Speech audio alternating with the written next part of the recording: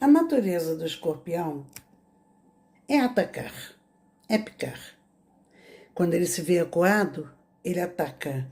E ele entende que está acuado quando você está muito perto. E se você pega um escorpião, agasalha no seu peito, próximo ao seu corpo, por que se espanta tanto quando você é picado?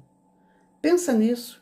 Pensa nas pessoas escorpiões que estão bem próximo e com toda a capacidade de te fazer mal. Você pode se defender. Fuja deles.